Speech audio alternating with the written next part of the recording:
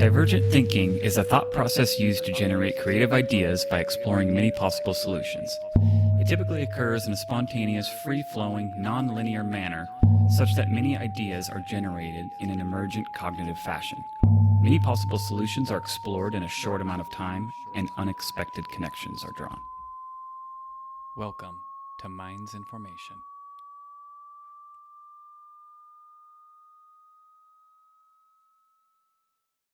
Boom.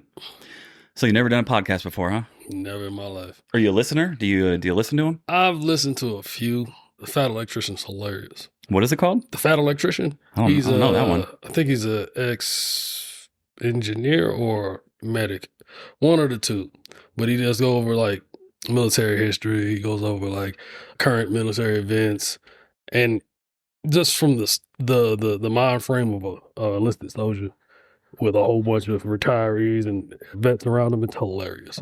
That's cool. Yeah. I do like some of the veteran ones, as long as it's not like too veteran bro, right? Yeah. Like there's a sweet spot. Oh, yeah. You start selling like protein and, Yeah. and tactical gear and shit. Or just constant war stories. Yeah, I'm like, yeah. But that shit used to bother me even when I was in the military because it starts as soon as you join. Yeah. You know, you go to basic training and everybody's just trying to figure out what the hell's going on. Mm-hmm. But then you go to AIT and you got to listen to everyone's basic training stories. Yeah. I was like, oh God. And then it just continues throughout your whole career. Like, Yeah. oh, this one time at NTC, there's one deployment, blah, blah, blah. Yeah. And I mean, unless something really cool happened, I'm not interested, bro, because we've all done the same shit. Every single one of us. The only time I tell like war stories when I'm like the soldiers, and it's more of like learning lessons. You know what I'm saying? Lessons learned. Mm. Like, look, I remember my first deployment. I didn't know what was going on. I was lost, and then I get there, and it's just a war zone, but it's not a war zone. You know what I'm saying? You were GWAT, right? Yeah. It was like work in the desert. Yeah. Well, especially for us. And that's one thing I have to convey to people too. I'm like, my time in the military, Mm-hmm. I was a nerd the whole time. The entire time. I just wore camouflage. Mm-hmm. So they'll be like, how many people have you killed? And I'm like, none. I helped kill a lot. Yeah. A bunch, you know, like support. Yeah. Yeah, I mean, I was a part of it, you know, that is probably responsible for all kinds of bodies. Mm-hmm. But me personally, I'm not kicking down doors and pulling triggers and stuff, you know. I mean, and if I am, something's gone terribly wrong. Yeah, my favorite war story to tell the soldiers, right? And it serves 2 points. It like serves a point like, A, you're 25 years, you're not going to kill nobody, and B, you can be put in the bullshit because you're still a soldier. Yeah. Right? Like they were like, have you ever like shot at somebody? I'm like, I shot 3 bullets in my entire military career at a person. Like I've been to the range. I've been, you know what I'm saying? I've handled a gun. I know how to shoot at aim, you know what I'm saying? But it was one time we were going to set up a stronghold, forward point. And we was getting shot at the whole time. And I got out, we were getting shot at, and I started shooting back, and then the platoon started smacking me in the back of the head, like, get back in the truck. You're the only 25 series we got. Yeah. Who else is going to set up this damn equipment? Yeah, it's a good point. Yeah, like, especially like in an austere condition, you know, like you lose your communicator or you lose your medic or something. I mean, that's a bad day. Yeah, exactly. And it's like, I mean, I've been in 18 years. I've seen a whole bunch of crazy shit happen around me, but it's like, I'm not my job to go shoot at people. Right. It is, but it is not. Yeah. And I think that's a little bit different. One thing that the Marine Corps does a little bit differently, they kind of beat into their dudes. Everyone's an infantryman first. Yeah. And then you have your job. And I mean, it makes sense, but, you know, it's just not really the way we roll, you know? Yeah. I mean, again, the first person that I know that died that wasn't combat arms was a cook. Sergeant Tate. He died on a convoy in Afghanistan, my first tour. And I was like that. Like, I knew him, but not very personally. Talked to him a lot. You know what I'm saying? You get around the cooks and start bullshitting. You know what I'm saying? You start developing like a relationship. It was in that type of context. Yeah. And then I found out he died. And I was like, he's a cook. What happened? He was on the convoy. He was a gunner. Yep. Got hit. I'm like, wow. Yeah, man. You never know. I mean, throughout my career, it's like, unfortunately, when somebody would pass away that I knew directly, unless my memory's failing me, but a lot of times it wasn't combat. It'd be random shit. I remember this one lady, she fucking had a random ass heart attack on a deployment.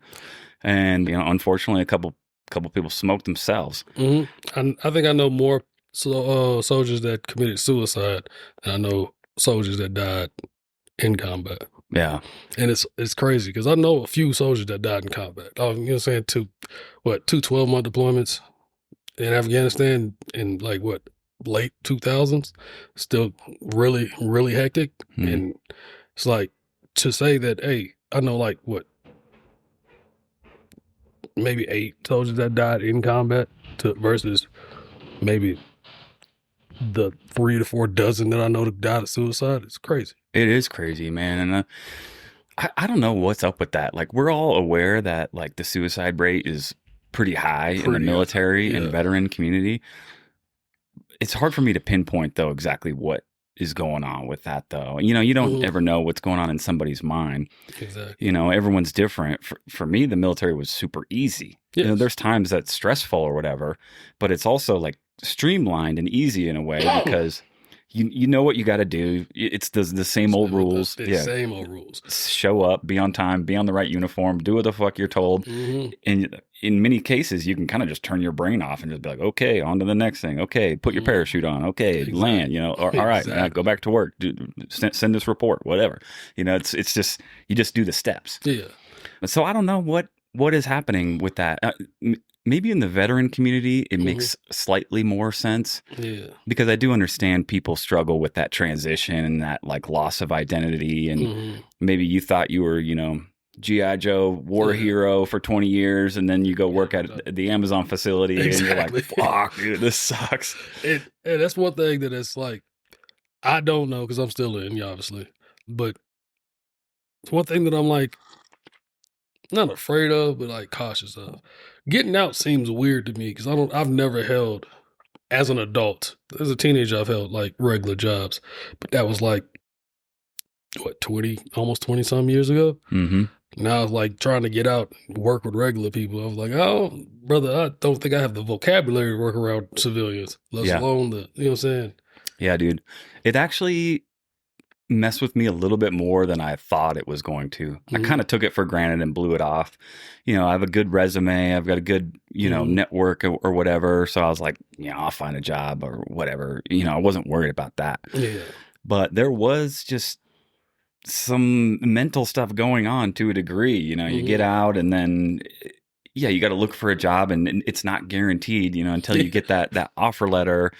And just trying to figure out like what you want your life to look like. Exactly. I hit the easy button, went the defense contractor route. So maybe you could say in some ways I still haven't really transitioned out. Exactly. And just doing the same shit. I'm talking to the same people. Been around the exact same people. Like they get out, they join the same defense contract. Everybody's moving to this one unit to work as contractors. And I thought about that and I was like, I want something different. I grew up a military brat.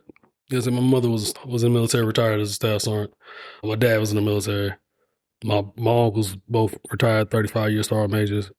So it's like I grew up around the military my entire military career. I want to have a corporate job. I just don't know if I'm ready for a corporate job. Yeah. Yeah, it's weird, man. And, a big factor why I got sucked back into it was strictly just because of logistics, right? Mm-hmm. Let's just say you're looking at a net admin job, right? Yeah. All right. You're going to go look at, maybe a hospital or a college or something, and they're going to pay X amount. They're going to give you $70K a year or whatever, which maybe that's all right for some folks, depends on your situation. If you're not living in Colorado. Yeah. That's a big one. But then you look at the ones that require security clearance, whether you're directly supporting a unit or you're working for fucking Northrop, right? Yep. And it might be almost double, dude. You know? And that's what I was seeing. I was like, there was one job that I saw when I was trying to retire until they were promoting my ass. I was like off shift. You worked like 8 hours, from like 2 to fucking 10 o'clock at night. And it was paying like maybe $80K. And I was like, $80K plus the retirement, it'd get me there. it is more time off because it was only 4 days a week. Yeah. And I was like, but that's a weird transition. Mm-hmm. Like going from, you know what I'm saying, 6:30 to 6 o'clock at night to 2 o'clock in the afternoon to 10 o'clock at night. I wouldn't know what to do with myself. Yeah. Yeah, it's weird. It's a weird process, dude. Weirder than I thought it was going to be. Yeah. Because again, I was just like, nah, whatever. And then it hit, and I was like, oh fuck, dude. I do feel a little crazy. I do feel a little panicked. Yeah, especially people like me. Like I came in the military to not go to college or jail, but yeah, either or. You know what I'm saying? Because I knew I wouldn't do well in college, and I would continue doing the dumb shit that I was doing in high school. So I was like, I want an environment that would benefit my type of personality. I don't think I'm retarded, or we can't say that nowadays. I don't think you can say whatever you want, bro. I don't think I'm dumb. I find myself believing that I am kind of educated. I just don't like school. Yeah, no, me neither. I feel you. And then I'm looking at all these jobs wanting bachelor's and master's degree in cybersecurity. They want all these certifications plus 30 years experience. I'm like, if I have all this, I have to be 65. Yeah. There's no way in the world that you're going to look at me and be like, you want 30 years of experience, 8 years worth of college with every certification known to man, SEC plus, CCNA, CCIP, all the GSECs and all that other stuff, just to do $80K a year security job. Brother, come on now. Yeah, get real, bro. Get real, brother. If that's the case, I might as well just go ahead and finish the 35 years out, retire as a sergeant major, and just sit at the house. Yeah, totally. But I will tell you, like there's a lot of opportunity in the defense contracting world, man. So it is the easy button, and it can pay good. Mm-hmm. So just as you kind of go through that thought process, I mean, my recommendation for people is it's almost like going back to talking to your kids. You know, It's like, what do you want to be when you grow up? Like, what is something that you love to do? And that's why I tell everybody, I don't know what I want to be when I grow up. Me neither. The Army has been the easiest job I've ever done in my life. And a lot of people look at that and be like, how is it easy? You going over there, you could die at any time. Like, you could die at any time, anywhere. Yeah. Like I said, most people I know that died outside of combat. Yeah. Motorcycle accidents, skydiving accidents, suicide, heart attack. I had a soldier that died of cancer in Hawaii at Garrison. Damn. You know what I'm saying? It's like, it might seem dangerous, but being told what to do, when to do it, and how to do it, what to wear, and where to be, it's the easiest thing you could possibly do. You don't even have to think about it. The hardest part about being in the military for like us is the technical part of the job. Yeah. You know what I'm saying? That's the strenuous part. It's generally probably what all civilians be doing. Like, hey, how do I get this router working? It is not working. Yep. I've scanned these configs for this router. I'm going line by line. It is not working. And then you find out you missed one number in like a ACL or something. You know what I'm saying? Yeah. It's like, oh, okay, now the traffic's going through. Yeah, that's the stressful part. That's the stressful part. When people are breathing down your neck and they're like, dude, we need this shit up now. Yeah, the network's down. I need it up. We need internet. I'm like, oh, okay. But the range? Yeah. The range is the most peaceful day of my life. Totally. Yeah, it's funny, you know. It's like, yeah, you talk about those deployments and those experiences and which ones are stressful and which ones are not. Yeah. It was always the technical ones, 100%. I remember my first deployment, I'm thinking, I was terrified. I got a wife, kids at home. We're on this plane going to Afghanistan. I'm like, oh my God, we're going to war. First day in, we get to this FOB, which is just like a building, 5 tents in the middle of the desert, and they're like, get internet working. And brother, that first week it was like terrible. It was like, I got my STT up, I get all my networks up, I'm running cable, I'm trying to get switches up, the switches aren't passing data. I'm like, oh my goodness, I'm stressed out. I think we slept maybe out of that week, we slept like 5 hours. Take a quick nap, go back at it, trying to get a network up. And once it came up, just like every 25 series ever, once it's up, I'm playing dominoes in the back with the homies. I really ain't got nothing else to do. Yeah. Until somebody's radio go down or somebody's network go down or somebody's account mess up, I really ain't got nothing to do. I'm doing extra, like additional duties and stuff. People got me like, hey, we need somebody to go work the chow hall. So you going KP? Hey, we need somebody to go dig this ditch. Hey, you gonna go on this patrol with them because they down a man. That was easy. Mm-hmm. That part was easy. It's the technical part that was hard for me. Yeah, man. I remember one of my worst ones, like pucker moments. I mean, I had a bunch because I was in a high level spot. So it was like everything was always critical, you know? So there was always a certain amount of pressure. But I remember one specific engagement where I was like, oh God, I was just like shitting my pants, you know, super uncomfortable because we have a bunch of DVs come into the site and they want to do some big VTC and it's like a non-standard connection, right? You know, you're going from whatever classification, but like a DOD network to some outside agency. It's not really working right. Yep. And they're like, hey, Matt, you need to come fix this. And I walk in there and there's State Department people, generals. I think there's a fucking congressman in there, all looking at me like I got a dick on my forehead as I'm like clicking through settings on the codecs. I'm like, hey, just give me a minute, guys. And I don't fully know what I'm doing. I'm just like trying things. I'm like, maybe we got to switch it over to H.264. Or, you know, I don't know. You know, I'm just like clicking through settings. It's like H.323 not working. All right, cool. Let's see. I learned early in my career that I never wait to test the day before, a day of. Yeah. I remember once I set up a VTC. It was a VTC from our headquarters in like Pink Hill to Division. It was this big old like conference that my BC wanted to be in. And it was like the highest priority thing they needed to happen that day. So the day before I went in there, I test the bridge. I set the thing up in this hot box I'm talking about. It was like a cabin with no AC. It's August in Virginia. It's hot as hell outside. So we set it up. I set it up. I tested. Cool. I go about my day. We played dominoes for the rest of that day. Like literally did nothing else. Play dominoes. The next morning they were doing a VTC. I came in early with my homeboy Buyer, and Buyer dials the number, hits call. It goes through, works beautifully. They gave that man an award. Save the day. I was like, I'm the one that set it up. I was like, you know what? I'm not gonna be a hater. Congratulations, brother. Yeah. Good job, bro. Yeah, good job, bro. Impact AAM. There you go. Damn. That's 32nd Airborne to you, man. That's how it goes sometimes. It just be like that. So I got a question for you. I'm interested on your perspective. So, you know, we were talking about, you know, being a support MOS. It's not really that dangerous. You just kind of do your job. But now with these Iran shenanigans, they're just shooting missiles, you know, all over the damn place, targeting bases. So you might have like some intel weenies or whatever. I don't know the MOSs of the people that have been killed so far. What is it? It's up to like 14 or something so far, somewhere like that. Don't quote me, but these are not infantrymen that are getting killed. They're not in the direct line of fire. These are dudes in an office Kuwait and Herat and all that place. Yeah. And a ballistic missile is just fucking smoking their fob. You know, like, what are your kind of thoughts on this whole Iran thing in general? I mean, not to get anything classified, because you understand. Of course. Yeah, but it's my opinion on it is that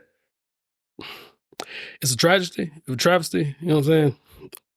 Any loss of life is a travesty.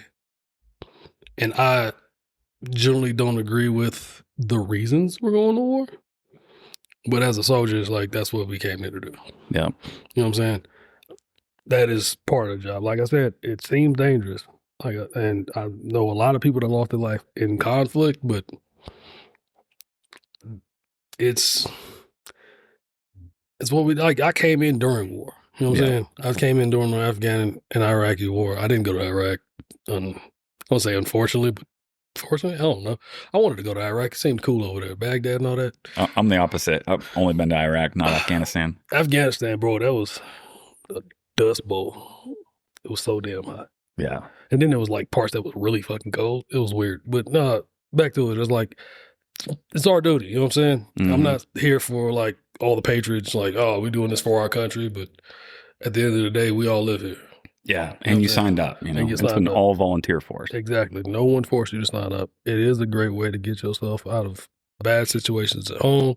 It is a perfect opportunity to build like career path and get you out of like, let's say poverty. Some people come in, they already have their family already has money and all that good stuff. But my mom was a specialist when I was in middle school and high school. You know what I'm saying? Yeah. No, in middle school. We didn't have a lot. Yeah. You know what I'm saying? But we had money was tight. The money was tight. You know what I'm saying? But it was, she came from where she was in Florida to now being able to afford what she wants. You know what I'm saying? She sits at home now. She's been retired since 2012 and makes like what, $4,500 just sitting on the sofa. Mm-hmm. You know what I'm saying? Bad. Ain't bad at all. So yeah, you joined, you took those benefits. It's your duty now to perform, knowing the dangers that brings with it. You don't have to agree with the civilians. I don't agree with our civilians. You know what I'm saying? Everybody's like, oh, the Democrats and the Republicans, this, they're warmongers, the crooks, the thieves. I don't generally agree with any politician. I don't like politicians. Agree. I'm not a Republican. I'm not a Democrat. History tells me that neither of those parties are good for my health. Right. Yeah. But I stay out of politics. You know what I'm saying? If they say we need to go do this, we got to go do it. Yeah. You know what I'm saying? And it's terrible because I know people who have been hitting those.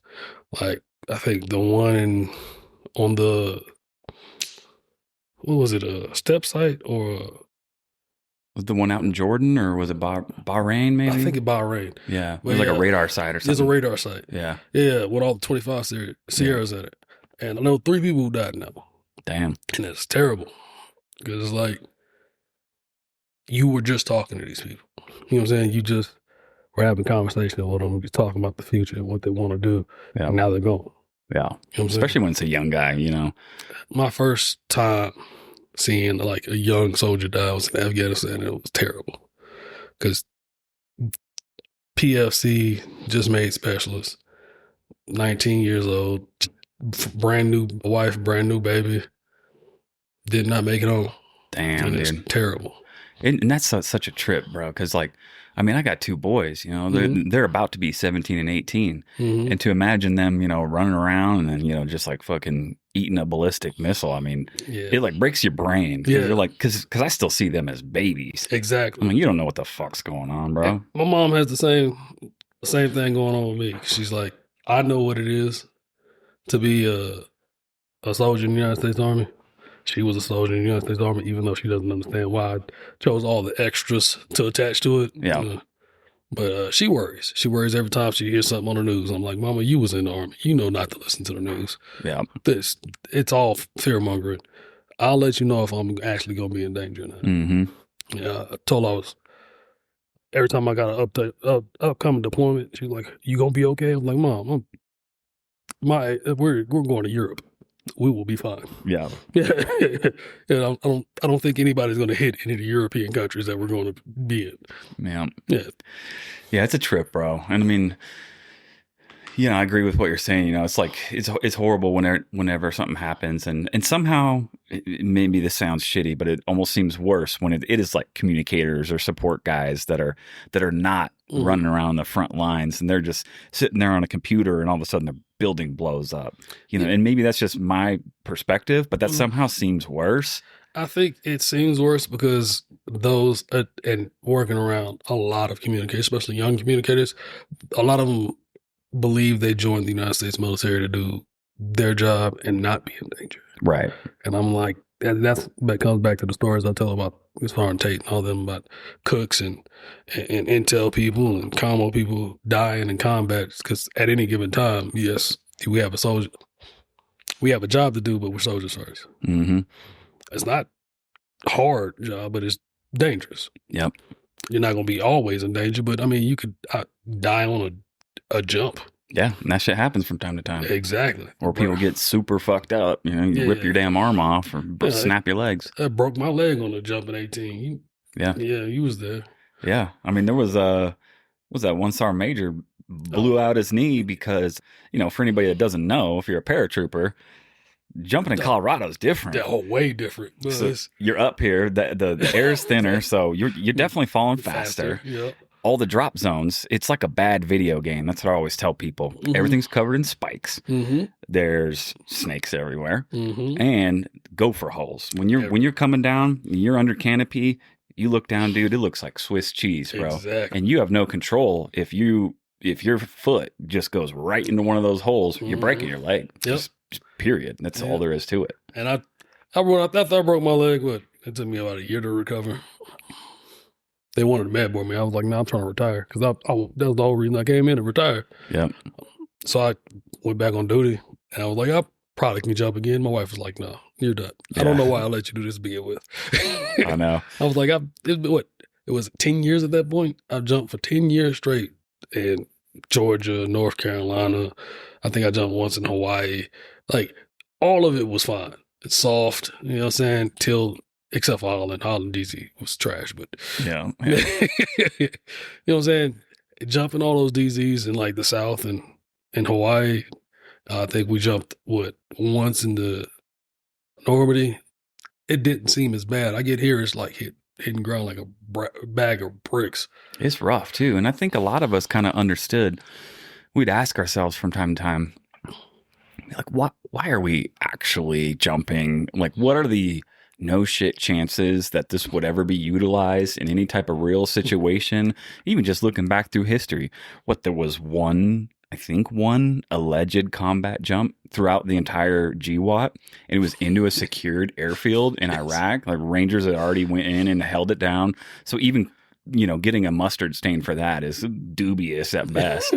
And then, I mean, did they use it in Vietnam? Maybe a little. I can't remember for sure. No, they did jump into Vietnam a couple times, but it's like you're thinking like jumping in the desert seems bad. Jumping in the jungle seems terrible. Oh yeah, it just seems so terrible. And now you talk about snakes and big cats. You talking about big old trees, swampland. You got all the marsh and rivers and lakes. I'm like, brother, I would rather jump into the desert. Yeah, man. Yeah, but no, I was like, I think that Ranger jump was, again, dubious. Mm-hmm. But you tell those mustard stain holders that they're going to fight you tooth and nail. Yeah. Oh, I'm sure. Yeah. I'm sure. They're proud of that shit. They are very proud of that shit. But I'm still calling your ass out, dude. Yeah.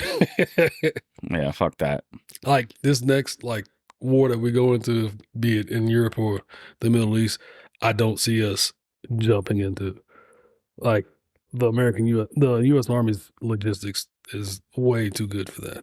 Yeah, I mean, it's just U.S. military, man. Right. Yeah, like times have changed. And I think just the conflicts that are going on right now, whether you're talking Russia and Ukraine or, what's been happening in Iran, we're already at that point to where boots on the ground, just dudes shooting each other. That's getting further and further away, the autonomous warfare, the drones, like we've been doing long range strikes forever. It just seems like that's the nature of the beast. And I mean, how long is it before it's just straight up robots fighting each other?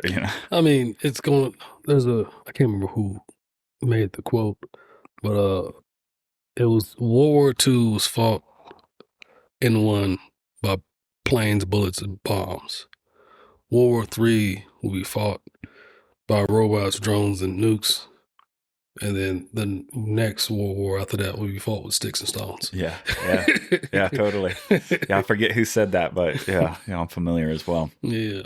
It's wild, bro. But, going back to the Iran thing, one of the things that I struggle with, and maybe this was also a thing during the entire GWAT experience, is it's difficult not to ask yourself, like, what are we doing? Like, what is the actual goal? What's the agenda here? I understand that there's conversations that we're not going to be privy to. Yes. Over in DC, they're gonna be in the skiff and they're gonna be talking about how they're trying to shape the environment over the next however many years. To prepare for this contingency or that contingency, right? Or we got to shape hearts and minds. Exactly, working influence. Like true, like global shaping. And I'm sure that's a conversation, at least in certain levels. Is like, what do we want the world to look like? It is weird that we sit here and police the world, and we care so much about what's happening across the pond.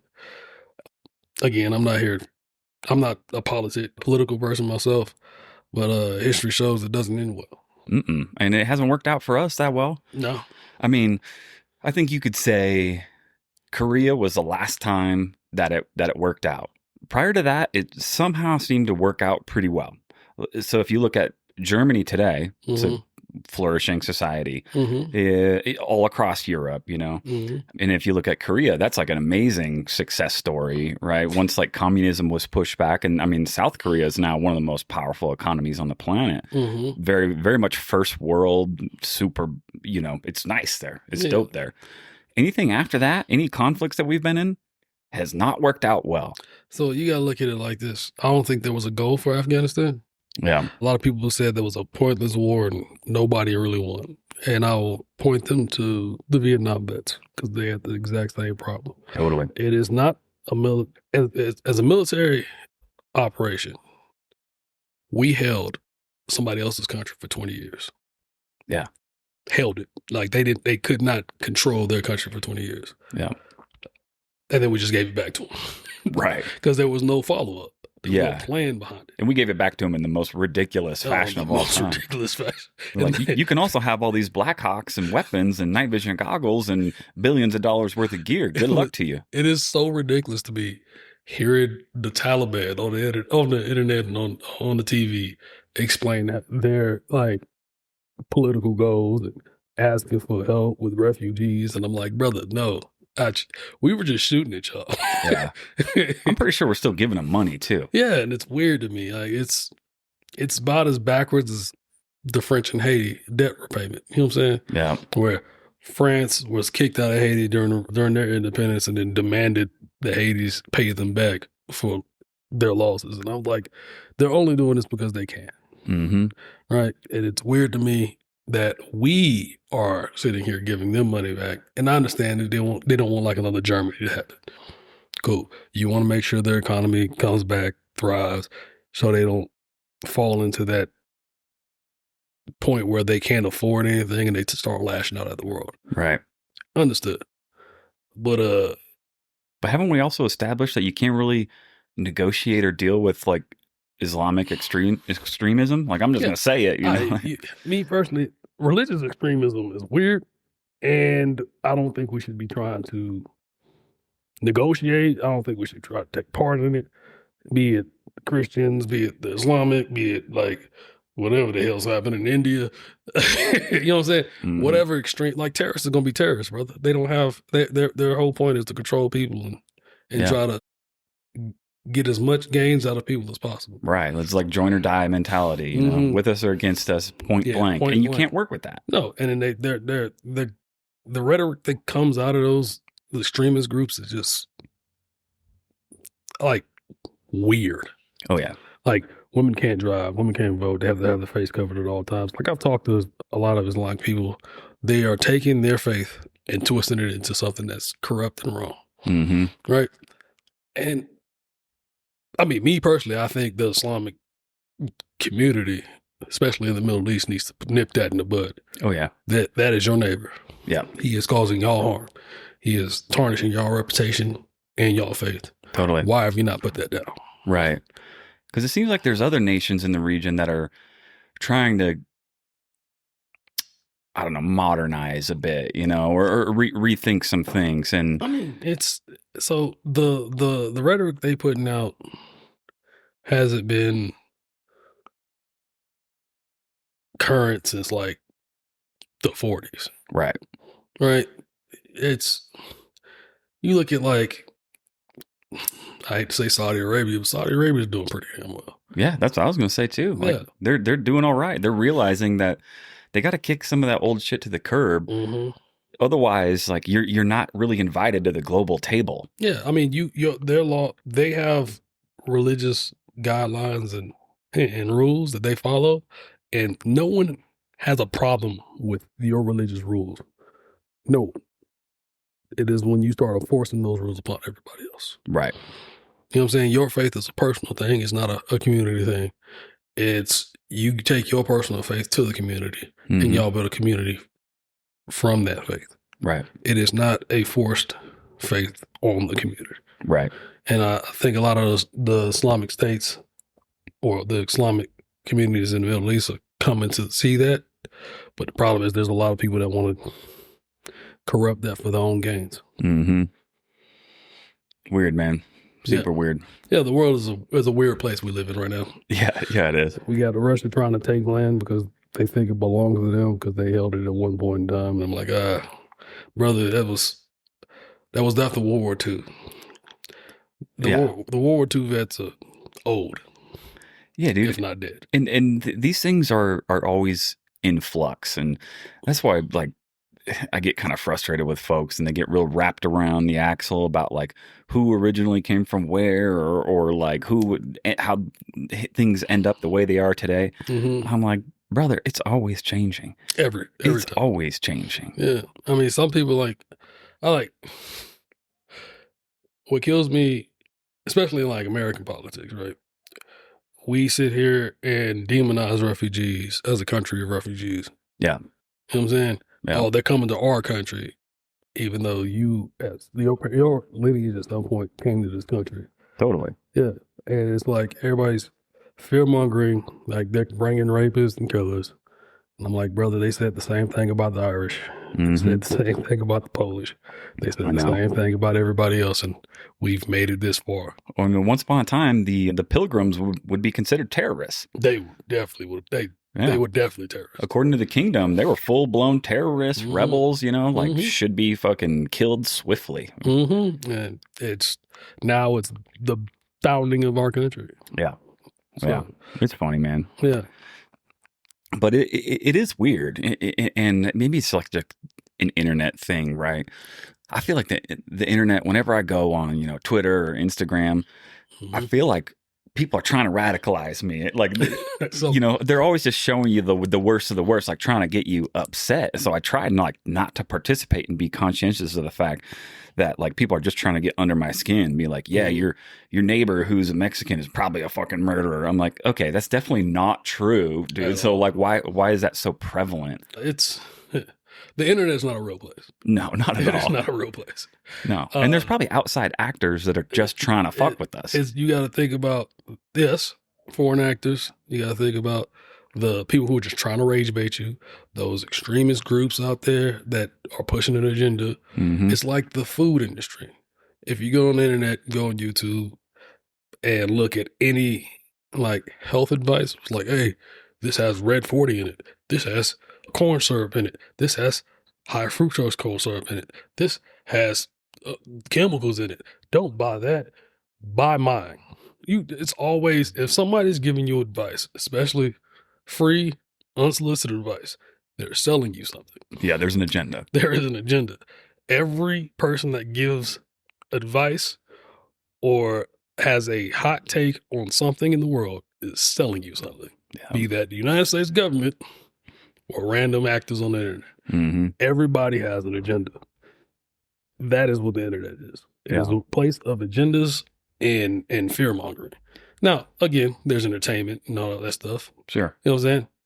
But you got to understand, the entertainment industry is also selling something. Totally. Yeah, selling tickets. They're trying to get butts and seats. Mm-hmm. They're trying to take about 3 hours of your day to watch this movie, an hour and a half of your day to watch this show. Yeah, attention. It's all attention. So that's the ultimate commodity right now. It's mm-hmm. just eyeballs. Like if you're looking at it, you're ingesting ads and mm-hmm. information or whatever. Like someone else's wallet is getting fatter the whole time. Exactly. And I don't think I've watched a commercial in like 15 years. Yeah.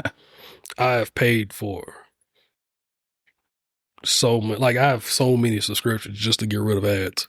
It is not funny because I don't like people selling me things. Yeah, me and neither. I'd rather, if I'm going to buy, like YouTube, if I'm going to watch something on YouTube, I'd rather just watch what I want to watch and pay the person up front mm-hmm. instead of somebody like, hey, here's our ad break. It is like, this coffee is made from mushrooms. Let me stop. I don't want to get rise on you, but you know what I'm saying? Yeah. Like, it burns fat and it does all this. And I'm like, if it's so healthy, why is it just coming out, brother? Dude, my algorithm thinks that my dick doesn't work.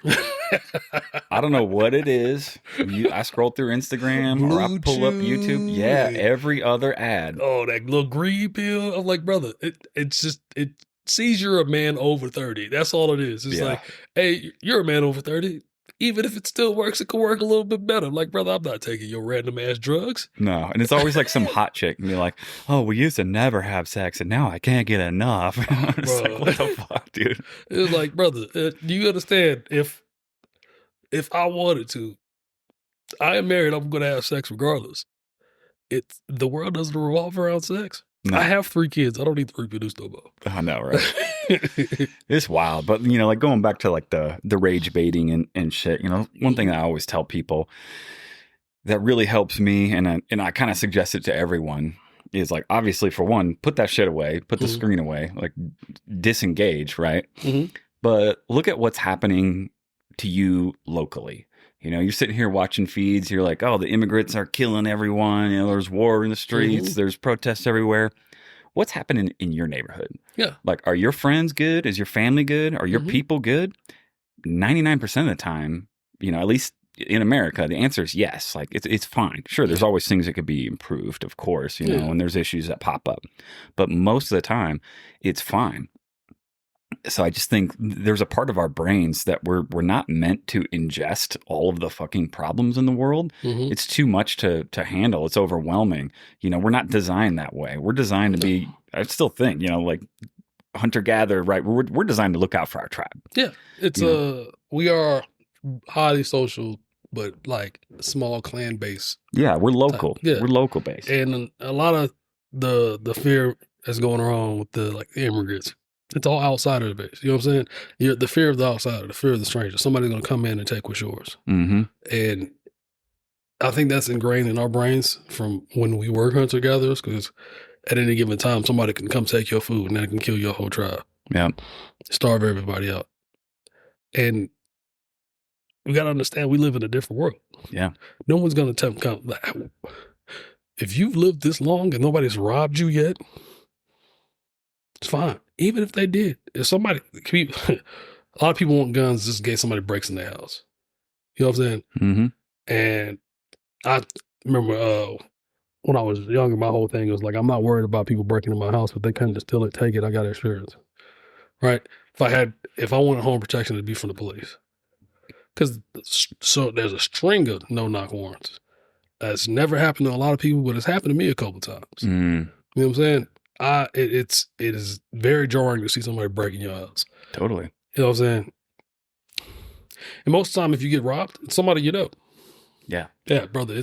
They've been in your house before. Yeah, they know what they're looking for. Yeah, they came here for something specific. Yeah, it was your alleged homeboy or something. Yeah. So I promise you, there's no way ever robbing your house while you're there.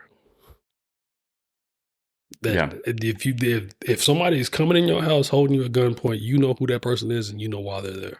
Yeah, or it's a 1 in a million thing, which again is like the chances are crazy low. I talked to my brother. He was like, "What happens if somebody breaks in the house?" I'm like, "What did you do to somebody? Why would they break in the house?" He was like, "They want my stuff." I'm like, if they were here to take your stuff, you invited them in. They know what's in here. Yeah. You know what I'm saying? That's point blank period. You do not live in a place where that type of poverty exists. Right. All right. When it's desperate and they're hungry and they need food, or they're drug addled and they need drugs.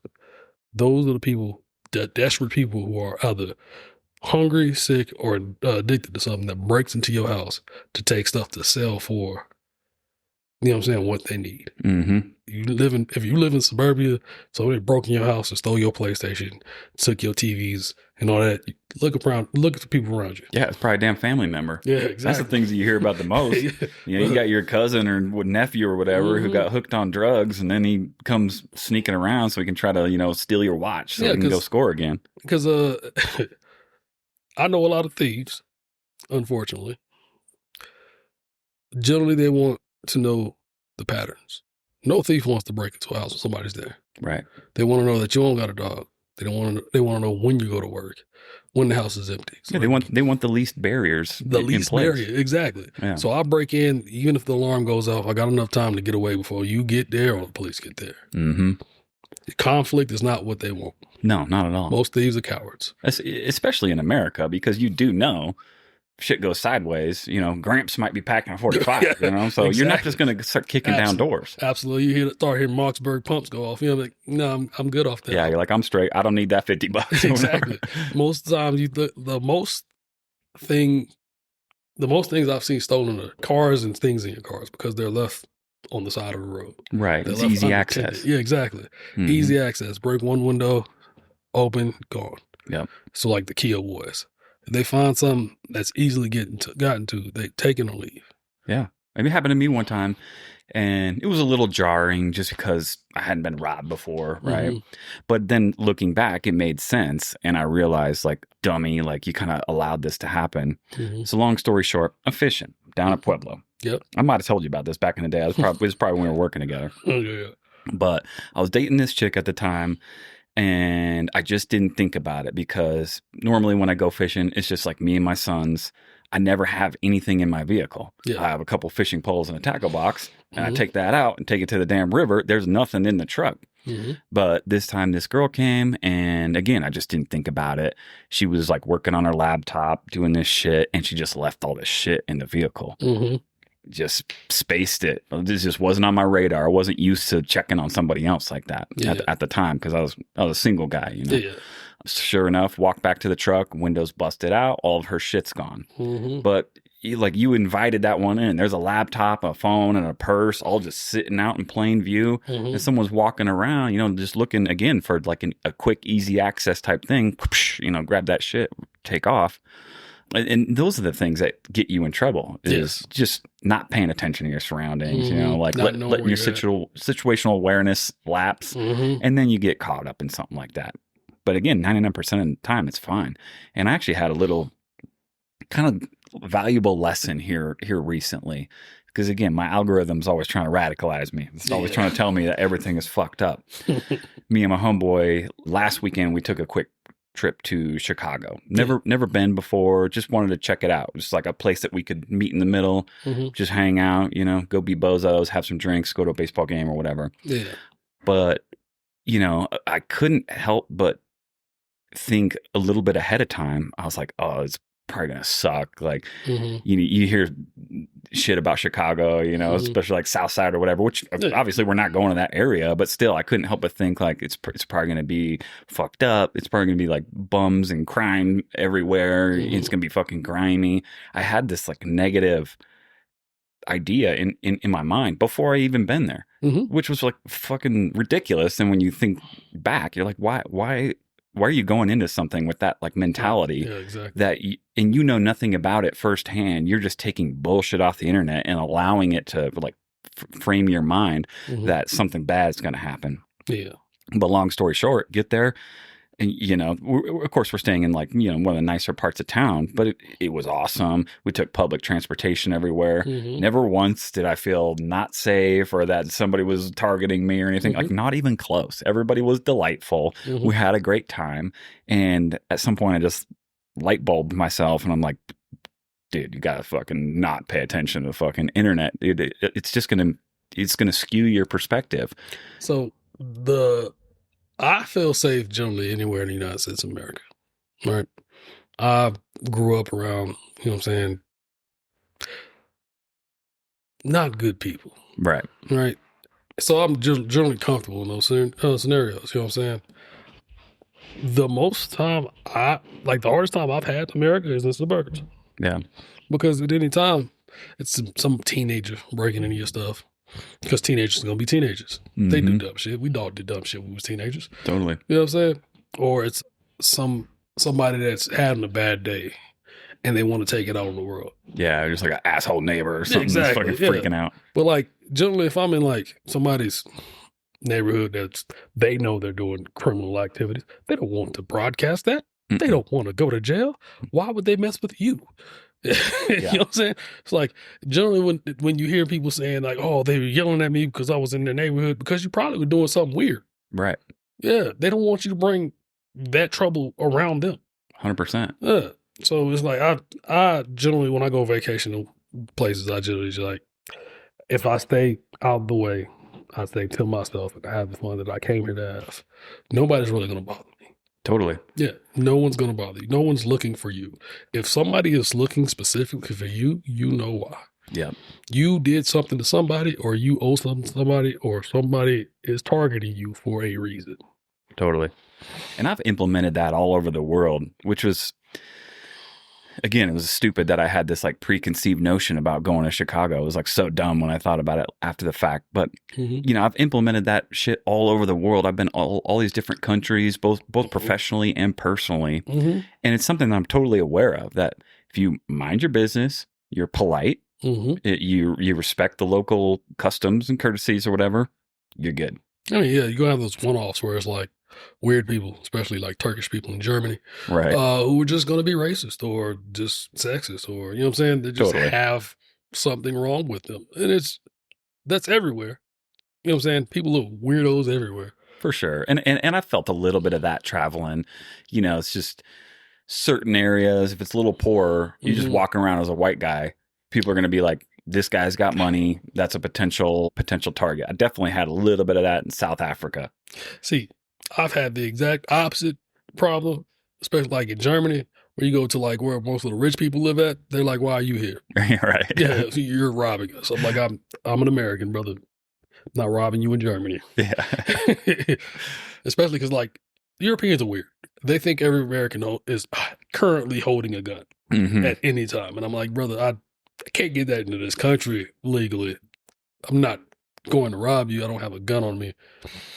And it's just weird. It's just weird sentiments, weird like prejudices people have against Americans in Europe. I didn't have that problem in Asia. Asia was like just a cool place to be. Yeah, no, they're super chill. Super chill. Like Germany has some weird places. Poland was great. I don't know. Poland was like little America. They're kind of weird. Like little prejudice towards like, you know, darker skinned people. Yeah, Poland's like super, super white, right? Yeah. Yeah. Super white. Because they're like no fucking refugees allowed. Like super strict with immigration. But as soon as you sound like you're from America, they're like, oh, okay, never mind. He's a good one. I'm like, oh, heard that one before. That's wild. Yeah, don't worry about this guy. Yeah. This one's all right. This one's all right. You know what I'm saying?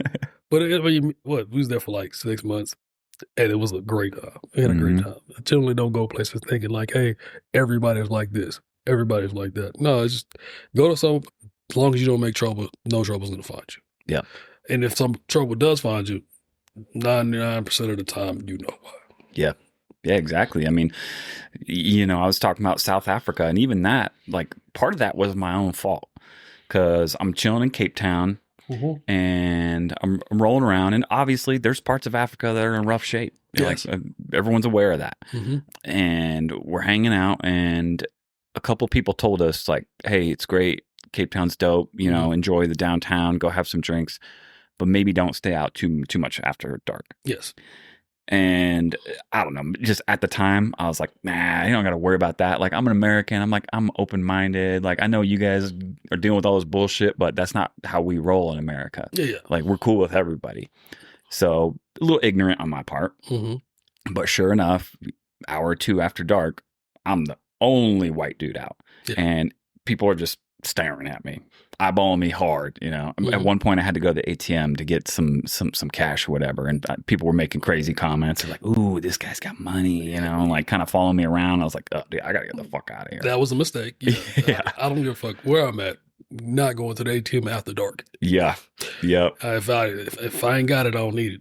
I know it. So that one was my fault. I got myself into that just by being ignorant, but learned a lesson. I mean, the only thing that happened, I did get pickpocketed, lost my phone, but at the end of the day, no harm, no foul. I got insurance. I can get another fucking phone. It's not a big deal.